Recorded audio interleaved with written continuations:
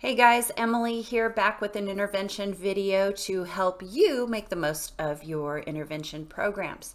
Now, today we are going to talk about how do we group students based on data. You should be collecting that middle of the year data right now with your universal screeners preferably, and you have all this data at your fingertips, but it's only as good as what you do with it. So I'm going to show you some things and kind of walk you through a couple of an old spreadsheet I have and just kind of give you a few tips. But before we do, I want to remind you to please like, subscribe, and share this video. Click the little button, the bell, so that you are getting notifications when I upload something new. And I want to remind you that we are right now getting ready to launch our spring book club with Reading Lab SOS, and we are going to together, make sure that wasn't upside down, be reading the 10 Success Factors for Literacy Intervention by Susan L. Hall, who is the co-founder of the 95% group. If I had written a book, this would be it. And so I am looking for new intervention teachers that are just, you're kind of the lone soldier and you need a place to go and some advice and support, and that's what we're going to do. So visit readinglabsos.com. You can join the book club list there, and then I will be sending calendars and a couple of other things. Okay, so now that we are ready to talk about data, hopefully what you did is you spent either the end of December or the beginning of January collecting some information on your students. This is super important. Now remember, your groups that you are building in intervention should be flexible. These are flexible groups. We don't want to put a kid in intervention in a particular group and then they just stay there for the whole year.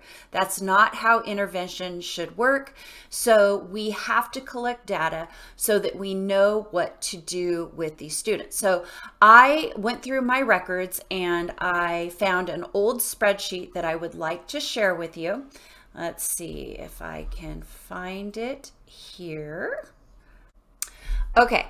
So what you're looking at here is an actual sample spreadsheet of how I used to collect my data before I had all the bells and whistles with some of the amazing reporting tools that are out there right now, such as what's available with Acadians Learning. And so we had to do this manually, and this was 10 years ago. As part of a group, it was a cohort that was a grant-funded program called Effective Reading Intervention Academy, and they created this spreadsheet for those of us that were a part of it. And then what I did is I modified it to fit the data that I was collecting because I wanted to see everything in one location. And so I color coded it, which I love color coding. And you can see here for the purposes of this demonstration, I removed the student's name, but the actual data stands. So I wanted to just show you a couple of things that I was looking at as I was collecting data, because these are important aspects. Up here after the student's name, I wanted to know if the student was an English learner, if they were Title I, or if they had any kind of an IEP. And so I collected this information just to know, to see what other programs were servicing them. Now, again, this was 10 years ago, and so we were looking at CST data. This was prior to Common Core data because it gave me a place to validate my scores to see if, in fact, that student was struggling. Then what I did at the time, I was using Dibbles, you can see here, and I was looking at, I'm going to go ahead and clear that real quick. I was looking at, this is a 6th grade data piece, and so at the time, Dibbles was saying that the target was 120 words, and I used the same cut points that were here. So I had pre and post data that was collected, the date it was collected, where they fall with their oral reading fluency, how many errors they had, and this was really good because I could see, okay, this kiddo here, doing okay with their fluency, they're just a little bit under, as opposed to this student here that was significantly behind. Now, for that reason, I would never put these two kids in the same group. their gap and their instructional need is far too broad.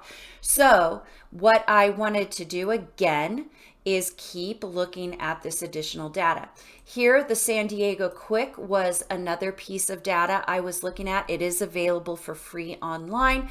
It's really an isolated word list according to grade level. And so I could very quickly see approximately the grade level of those isolated words. We were also using a comprehension measure from our curriculum that was adopted at the time, and you can see those passages as well. Let me go ahead and move over to the second sheet so you knew what else I was looking at. All right, then what we did is, let me see if I can click, there we go. All right. We were using the Ela Benchmarks for our district. So I recorded that information here, and you could see where they started at benchmark 1 and where they ended up at benchmark 3. The days was it is the close assessment that was provided by Dibbles at the time, and it was a form of comprehension screening. In Acadians, it's called the maze, and actually when it's isolated outside of Dibbles, it's also called the maze. Now, our students in our school at the time was doing accelerated reader, and so I did record this data also. So you can see I have a whole bunch of data pieces because I needed to have a broad look at these students. And I would highly suggest that you have some sort of additional data collection where you can put all of these pieces. What I would have added also at this point is for my English learners to use the LPAC data. I would like to see how they're progressing there. But what is nice is that all of this data is in one place. I can see from let me go ahead and change that tool right there for you.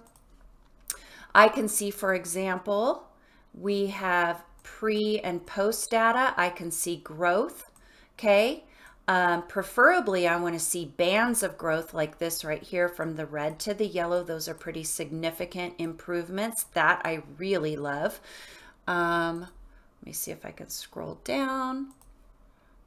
Let's see. And you can see where those students kind of ended up. Now down here, we had the kids that came in late. These were kids that usually came into our lab kind of well past the middle of the year, so there wasn't a lot of data on them. In fact, what I started to record later was entry points because it did affect my data. So this is what I would suggest you collect your data, especially if you don't use a universal screener, okay? If you don't use a universal screener, that is what I would suggest. I am working on cleaning up this data and using it as a tool for you to get. It's just going to take me some time. So it won't be available yet. I want to make sure that I don't breach copyright or anything like that. But again, these are things that you can make in just, what do you call it? The spreadsheet. What is that? I can't even think of the right program. You know, the word spreadsheet from Microsoft Office. Okay. Anywho, that is what you want to start collecting. The idea here is that we're getting a broad snapshot. Now I'm going to go ahead and stop sharing for a second because I want to talk to you a little bit more. Okay. Now that was 10 years ago. Let me say that the tools that are available through these universal screening programs like Acadians or Dibbles or AimsWeb, they're going to knock your socks off. And if you can push to have that piece in your district or school site, it will save you so much time, okay? What it doesn't do, though, is collect those other pieces of data like I did to validate and see where the kids were going and if they were generalizing that information and transferring it into their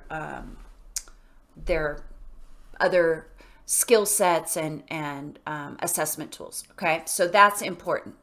The other thing I wanted you to notice is that this was sixth grade, and sixth grade, it's hard to move them. That we want to get them early as possible. So you notice there's still some red in there, right?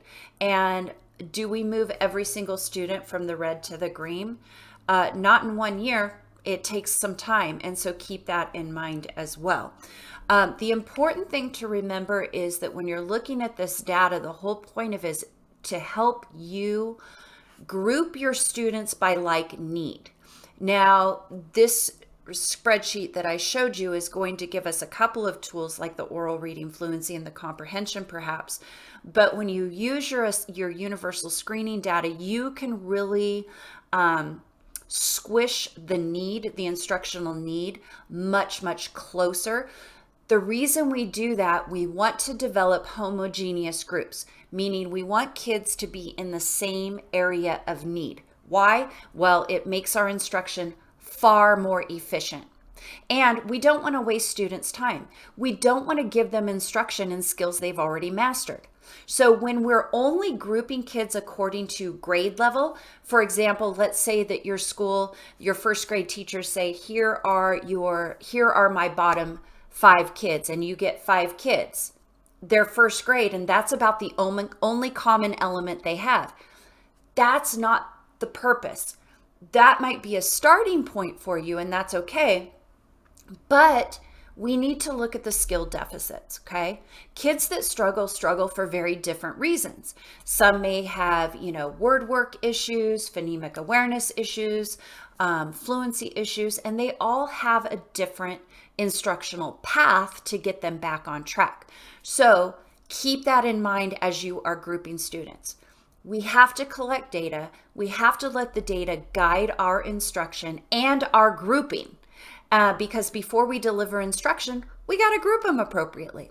So I hope you found that helpful. Like I said, I'm going to work on a spreadsheet, just don't have a timeline down yet. So reach out to me. By the way, I want to give a shout out to Toya. Yay. Hi, Toya. And also Casey for reaching out to me. I love it when you guys reach out and ask me questions and just say, hey, I need some help with something. So thank you for that. If you need me, readingdiva06@gmail.com. I am here for you. Join my Facebook group, Reading Lab Reading Lab SOS. That is our private Facebook group where we can talk, and visit my website, readinglabsos.com. You can get on my mailing list where I'm going to keep you informed of events. Don't forget, we have the Spring Book Club coming up with Dr. Susan Hall's book. Even if you can't join us for the book club, for goodness sakes, get this book, because it's awesome. And it's going to give you some really important things to consider when you are developing, especially these school-wide interventions, so that you can really make some gains for your students. Okay, so I think that's it. I want to, first of all, thank you for spending some time with me. Thank you for what you do. It is not easy.